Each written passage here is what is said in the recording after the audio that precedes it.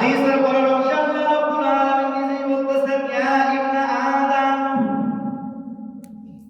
লাউ তুযুবুকা আনানাস সামা, তোমার গুনাহগুলো যদি এমন হয়ে যায়, গুনাহ করতে করতে তোমার গুনাহ আসমান ভেদ করে আসমানের উপরে উঠে গেছে, লাউ তুযুবুকা লাউ বালাগাত তুযুবুকা আনানাস সামা,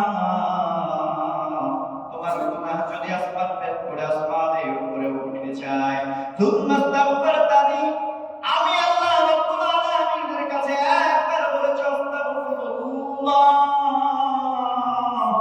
আল্লাহ আমি যে গুনাহ করেছি এই গুনাহর উপরে আমি মাফ চাই, যে গুনাহ আমার হয়ে গেছে সেই গুনাহ আমার ক্ষমা করে দেন।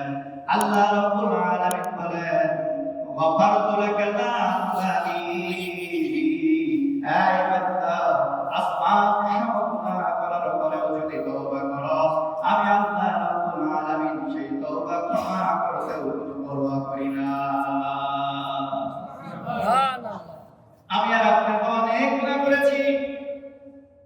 আমরা এখানে যারা বসে আছি, আমরা কেউ মুখে হাতে কথা বলতে পারবো না। একটা দিন এমন পার করতে পেরেছি সেই দিনে কোনো গুনাহ আমাদের হয় নাই, এমন দিন কিন্তু আমাদের একটাও পার করবার পারি নাই। চোখের গুনাহ, হাতের গুনাহ, মুখের গুনাহ, কলবের গুনাহ, কানের গুনাহ, কোনো না কোনো একটা গুনাহ করে ফেলেছি। এই গুনাহের জন্য যদি আল্লাহ রাব্বুল আলামিন আমাকে আপনাকে পাকড়াও করে ফেলেন, আমাদের বাঁচার কিন্তু কোনো পথ নাই। কিয়ামতের কঠিন ময়দানে অবস্থা কি হবে আল্লাহ রাব্বুল আলামিন সূরা কাহফের মধ্যে বলে দিয়েছেন। একদল ব্যক্তি ডান হাতে আমলনামা পেয়ে যাবে, তারা হাসতে হাসতে জান্নাতের মধ্যে চলে যাবে। আর একদল ব্যক্তি বাম হাতের মধ্যে যখন আমলনামাটা পেয়ে যাবে, আমলনামাটা হাতে নিয়ে দেখার পর আল্লাহ রাব্বুল আলামিনের কাছে ডাকতে বলবে, আমার গুনাহের এমন কোনো গুনাহ নাই, ছোট গুনাহ আমাকে ছাড়ো নাই, বড় গুনাহটা আমার ছেড়ে দাও নাই। ওই কোন ঘরের মধ্যে রুমের দরজা সব বন্ধ করে দিয়ে, জানালাটাও বন্ধ করে দিয়ে আমি গুনাহ করেছি, ওই গুনাহটাও কিন্তু তুমি ছাড়ো নাই। ও মালিক, আজ তো আমার কোনো বাঁচার পথ নাই। এই কারণে আল্লাহ রাব্বুল আলামিন কোরআন হাকীমের মধ্যে বারবার করে আমাকে আপনাকে সতর্ক করে দিচ্ছেন, বারবার করে আমাকে আপনাকে মায়ার সুরে স্মরণ করে দিচ্ছেন। মা গররাকা বিরাব্বিকাল কারীম, আয় বান্দা, তুই যখন কোন গুনাহের মধ্যে লিপ্ত হস, কোন গুনাহের মধ্যে লেগে যাস, তখন কি তোর একবারের জন্য মনে হয় না, একবারের জন্য আমি মালিকের কথা তোর স্মরণে আসে না? এই বান্দা, তুই কি চিন্তা করে দেখবি না কোন একটা ঘরের মধ্যে কেউ নাই, একেবারে বন্ধ, চতুর্দিক থেকে অন্ধকার, এই ঘরের মধ্যে কেউ নাই, তুই কোন একটা অপরাধ করলেও আমি মালিক কিন্তু তোর সেই অপরাধ দেখবার পারি। আমার আল্লাহ রাব্বুল আলামিন কেমন যেন আমাদেরকে জানান, এই ঘরের মধ্যে তুই যদি অপরাধ করস, তো অপরাধের কারণে ফেরেশতা, আল্লাহর ফেরেশতা তোরে গ্রেফতার করে ফেলবার পারে। এই কারণে আমি আল্লাহ রাব্বুল আলামিন সেই জায়গাও তোর পাহারা দিয়ে রাখি, সেই জায়গায় ওই ফেরেশতাদের কাছ থেকে তোরে বাঁচায় রাখি, তোর জিহ্বার দিকে তাকায় থাকি।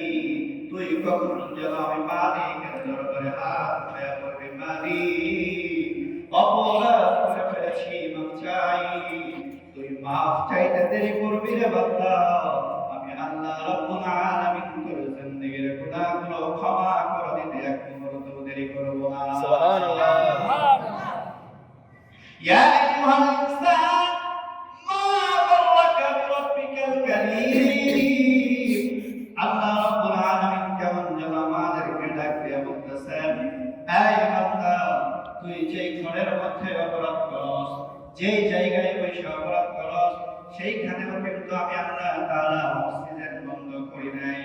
যেই ঘরের দরজা বন্ধ করলি, জানালা বন্ধ করলি, আমি আল্লাহ রাব্বুল আলামিন চাইলে অক্সিজেনটা বন্ধ করে দিতে পারতাম। আমি মালিক যদি তোর অক্সিজেন বন্ধ করে দেই, তুই কিন্তু ওই ঘরের মধ্যে দম বন্ধ হয়ে মারা যাবি। আমি আল্লাহ রাব্বুল আলামিন তোর অক্সিজেন বন্ধ করি নাই। আমি আল্লাহ রাব্বুল আলামিন দরজার নিচ দিয়া তোর অক্সিজেন পৌঁছাইছি। কেন বান্দা জানোস?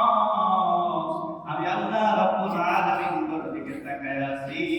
তুই যখন এই গুনাহ করার পর অনুতপ্ত হবি, আমি মালিকের দরবারে ক্ষমা চাবি। আমি আল্লাহ রাব্বুল আলামিন তোরে ক্ষমা করে রহমতের কোলের মধ্যে উঠায় নেব। সুবহানাল্লাহ। এই কারণে তো মুসলিম শরীফের মধ্যে হাদিস এসেছে, হাদিসের মান সহিহ। হাদিসের মধ্যে নবীজি সাল্লাল্লাহু আলাইহি ওয়াসাল্লাম বলেন, যদি আমার এই বান্দাগুলো গুনাহ না করতো, আমার এই বান্দাগুলো যদি কোনো অপরাধ না করতো, আমার এই বান্দাগুলো যদি কোনো অন্যায় কাজ না করতো, পাপ কাজ না করতো, আমি সবগুলো বান্দারে ধ্বংস করে দিতাম। এরপরে এমন এক জাতি বানাইতাম, সেই জাতি গুনাহ করবে, আমি মালিকের কাছে ক্ষমা চাবে, আমি আল্লাহ রাব্বুল আলামিনের চোখের পানির কারণে জিন্দেগির গুনাহ মাফ করে দেব।